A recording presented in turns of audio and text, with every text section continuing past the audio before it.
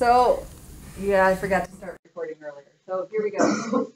The chain rule again, just to recap, you need to differentiate each layer. When you have f of g of x, you need to take the derivative of f, leaving g alone, and multiply it by the derivative of the inner function, g.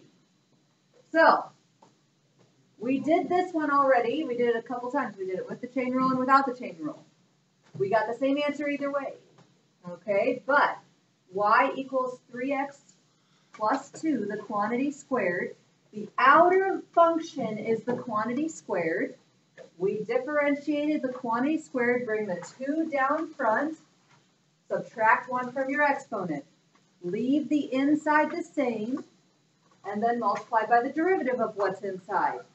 Nothing in your functions can go without being differentiated. You gotta let everything have a turn being differentiated. Okay? So let's try this one. Y equals the quantity 2x squared plus 3 to the 4th power.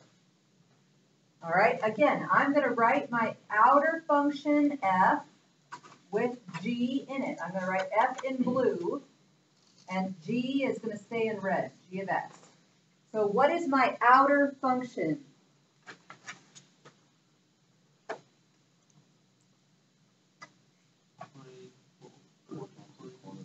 The quantity to the 4th power would be the outer function. Let's differentiate in the next step. Does that sound okay? That way we don't do too much at once. Okay? The inner function is 2x squared plus 3. So y prime is going to equal, the derivative is going to equal. Now how do I differentiate these layers? My outer layer is to the 4th power. How do I differentiate something to the 4th power? Now go. 4 times the quantity and subtract 1 to your x. Subtract 1 from your exponent to the 3rd power. Okay, you're leaving what is inside the same. Are you done? No. Why not?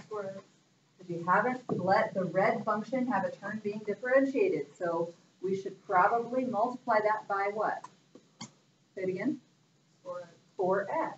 Very good. The derivative of 2x squared plus 3 gives me 4x for a derivative. Can I simplify this at all? I know you don't want to, but that's not what I'm asking. Can I? How?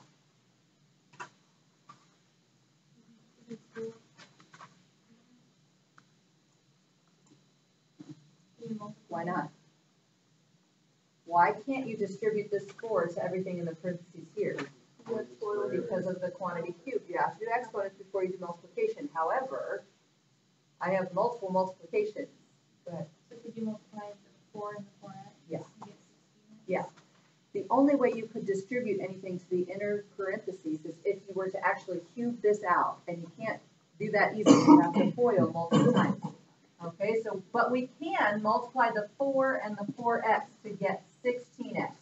So 16x times the quantity, 2x squared plus 3, quantity to the 3rd. And it makes sense to do at least that. I don't care if you don't go further than that, but it makes sense to do at least that. Okay? All right. Let's try another one. Y equals the 4th root of the quantity x to the 4th plus 3x.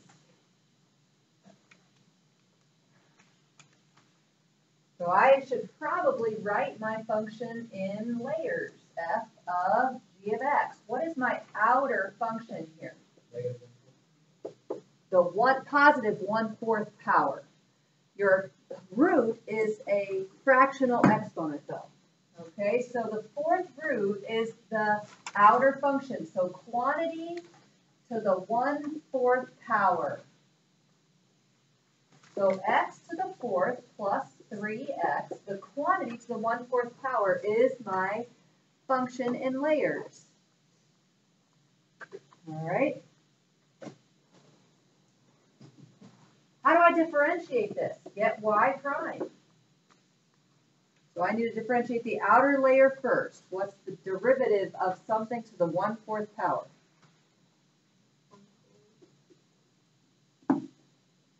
1/4, that's something to the negative 3/4. 3/4. You have to subtract 1 from a fourth. Yep, I know. That's why we did this one. Okay, leave the inside the same, and it doesn't matter. You could actually write that in at the end if you wanted. Okay, but then I need to finish differentiating. I'm not done yet. What do I need to multiply by? 4x Times the quantity 4x cubed plus 3. You have to multiply by the derivative of what's inside. Can we simplify this at all? What? What could we simplify?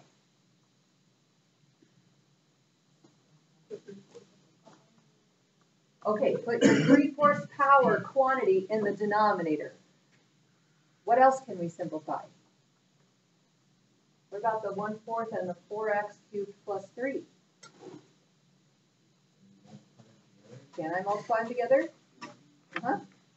So multiply these together, and then this whole quantity to the negative 3/4 can go to the denominator. So this thing is going to become, let's see, 1/4 times all of this gives me 1x cubed plus 3/4, right?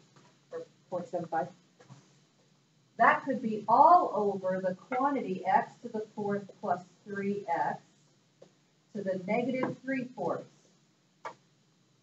Guys, this is the first problem that we have done where you could not do it without the chain rule, because there is absolutely no way to simplify something to the 1/4 power. Yeah, what did I do? Did I make a mistake? Positive 3/4. Thank you. I forgot what I was doing. Because when it changes position, so this was in the numerator, I moved it to the denominator, and I forgot to change the sign of the exponent. Good call. Thank you.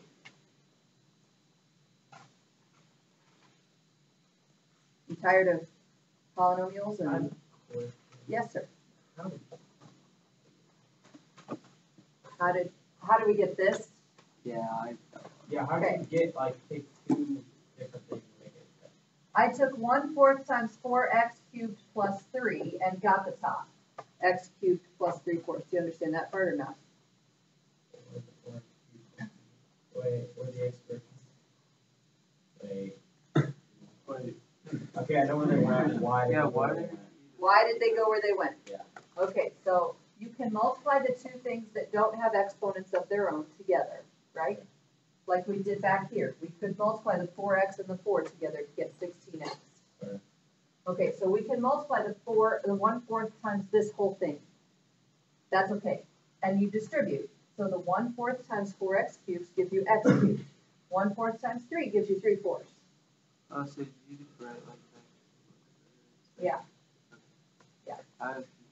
So x cubed plus 3/4. I'm simplifying. So simplifying has some flex in what is all the way finished. Okay.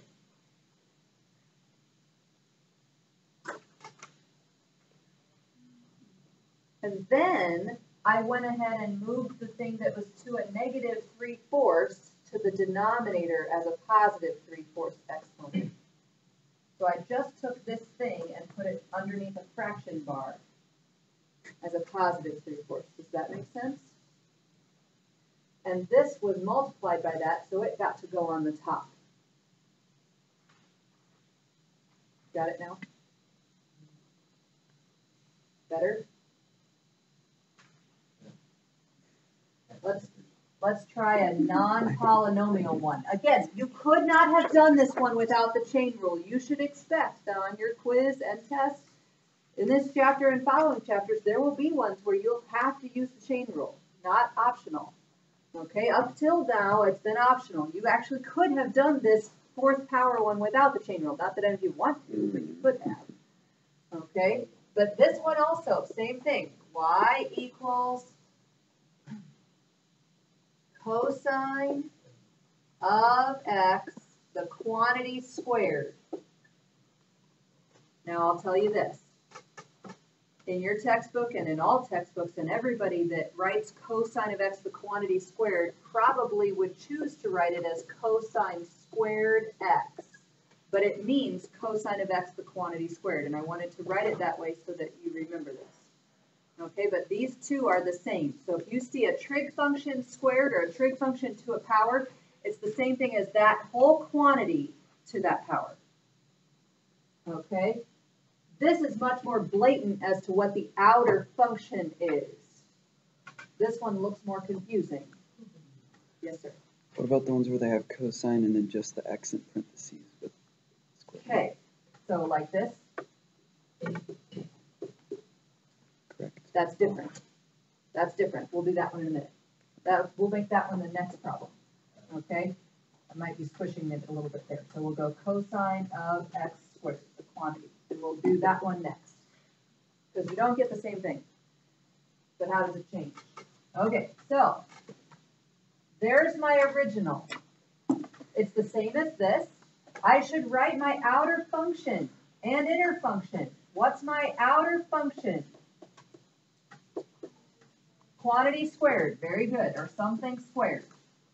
And my inner function is cosine of x. You want to write your function in layers. Okay, so parentheses are actually going to be a really good tool for you. Now let's see. To differentiate this, I need to differentiate the outer layer, something squared. How do I take the derivative? 2 times that thing to the first power. And if you want to write the little first power for right now, you can. Leave the inside the same, but then you need to multiply by the derivative of what's inside, and the derivative of cosine is negative sine. Good. Okay. I could multiply all this together, okay, because this is to the first power. So I'll get negative 2 times the cosine of x times the sine of x. And it can't be any simpler than that. No. But you should multiply the 2 and the negative. Yeah, so I guess, yeah. You should multiply the 2 and the negative. That's fine. You can switch the order of these. Anything else? Wait, we have to write it like we have like negative 2 sine of x and parentheses plus something. Yeah, that's fine. It doesn't matter if you switch the order. I would prefer that you multiply the 2 and the negative together, though, and make it negative 2. So you have to have the 1 as next one to multiply the first. Yes. Well, no, not to multiply the first and last terms, to be able to multiply all 3 of them together. Like multiply like first and second, and then multiply that. Yeah. To be able to combine them all and squish them all together, you've got to have the power of 1. Yeah. I have a question about division and then within quantity. Okay. Like having it squared, or like would there be 3 layers or 2 layers instead of just the one like? If it's division quantity squared, Yeah. you actually only have 2 layers. But your inner layer, taking the derivative of that quotient, is going to be more complicated. Okay? So you might want to do that separately, like on a different sheet of paper or on a scrap paper. Put some mumble space down on your paper and use the derivative of the quotient separately, because you're going to need to multiply by that derivative, and it's going to take you a minute to do it. Okay. Good question. Y equals cosine of x squared. So let's try differentiating this one without using the colors so much, so I don't rewrite it. Can you do it? Let's see. Y prime. What's the outer layer? Cosine. My outer thing is cosine. Okay, so how do I differentiate cosine? Turns into negative sine. So I'm turning the outer function of cosine into a negative sign, leaving the inside the same. But then I need to multiply by the derivative of what's inside. What's the derivative of x squared? 2x. This thing simplifies to be negative 2x sine of x squared. And no, that's not multiplication. I think I beat that dead horse last year. Okay? But this is not multiplication right here, so you cannot simplify this any further. There's no way possible you're going to get an x cubed out of this. Okay? The multiplication is right here, not the parentheses. You want to do one where there's division? Maybe one of your homework questions? Megan, is that what you were working on? Maybe we'll do one together. Okay, so let me erase these two right here. So you have a homework assignment, page 137 to 140, numbers 1 to 33, multiples of 3. But then I also want you to do 41 to 44. So multiples of 3, you're doing every third problem like you're actually doing 3 to 33 multiples of 3, because it doesn't start with 1, obviously. So you're doing 3, 6, 9, 12, 15, 18, 21, 24, 27, 30, and 33, and then 41, 42, 43, 44 also. This red marker does not want to erase.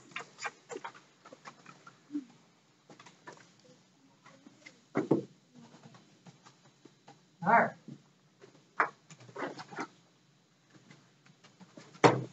So, Megan, you want to read the problem to me that you're talking about? Yeah, it's h equals 5t squared all over, or not, t cubed plus, or yeah, you're right, and then the bottom is t cubed plus 2. And then all of it's squared? Yeah. Okay. You actually have two choices here. You could work with the function to begin with, or you could use the chain rule from the beginning to differentiate. So if you were to try to square this thing, to square a fraction, square the top and square the bottom. Squaring the top is actually really easy, so I might go that route, especially if I'm good at doing first one squared double the product, second one squared. Okay, then you're only going to have the quotient rule. However, let's do the chain rule for practice on it. Do you have a question? I was thinking, feel like the Yes, you're gonna need the quotient rule. So let's figure out what that quotient's derivative is. Okay, so mini problem, subproblem, mumble space. What's the derivative of t squared over t cubed plus 2? Figure that out. Let's see. Bottom times the derivative of the top.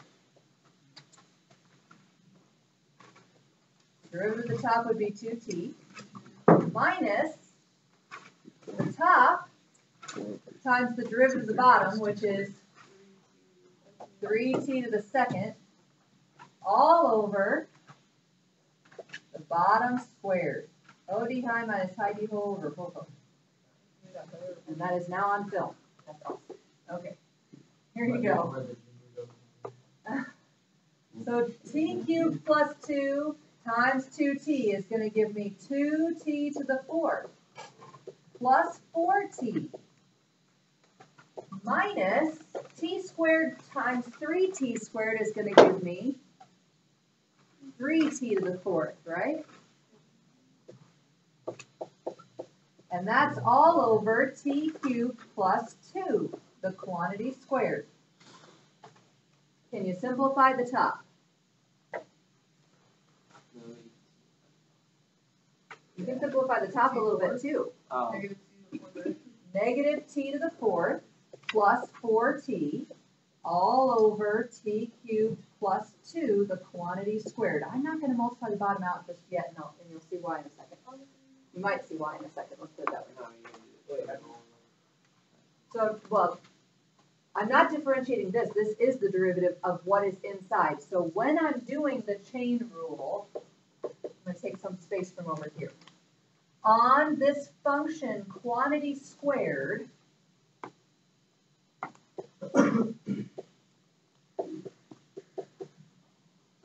my outer function is squaring.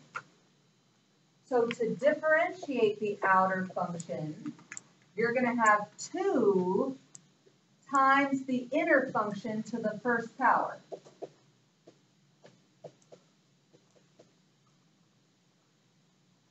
right?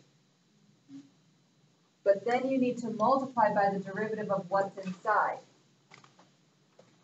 which is that guy. That's why I did it in a separate problem. So this guy right here goes to that spot, which is way too small to try to write that in there. But you need to multiply by the derivative of what's inside, which is a quotient. It's a pain to take the derivative of a quotient, but you do it. Okay, you take the derivative of the outer layer, leaving the inner layer alone, and then multiply by the derivative of what's inside.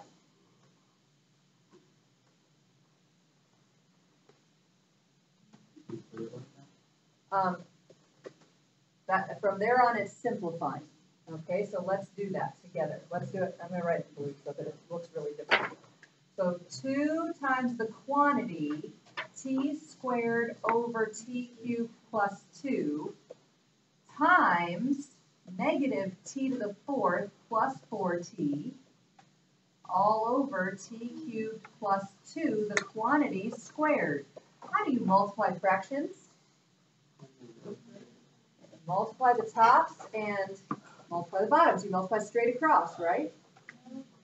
So what about the bottoms? If I multiply t cubed plus 2 times t cubed plus 2 quantity squared, what am I going to get? T cubed plus 2 quantity cubed. Very good. So t cubed plus 2, the quantity cubed, is going to be my denominator. The 2 can actually go with my numerator. This is like 2 over 1. Same thing. Okay, so you're actually taking 2 times t squared times the quantity, negative t to the 4th plus 4t. So you're going to like distribute this negative t, this 2t squared to both of these things. Okay, so that's going to give you like negative 2t to the 6th plus 8t to the 3rd. And if you wanted to cube out this denominator, you're welcome to do so. However, I don't think in the back of the book probably won't do it. And I wouldn't probably do it on even a multiple choice question on a test or quiz. Okay? I try to not multiply out the bottom unless I need to for some reason.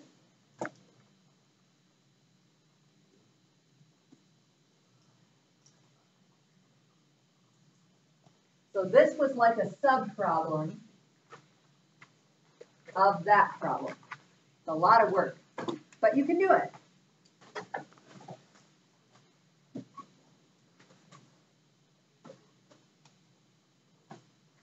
What do we think? Got a couple thumbs up. Again, the general rule is that you differentiate the outer layer, leave the inner layer alone, then multiply by the derivative of the inside. Okay? Differentiate the outside, leave the inside the same, then multiply by the derivative of what's inside. That's the pattern. All right.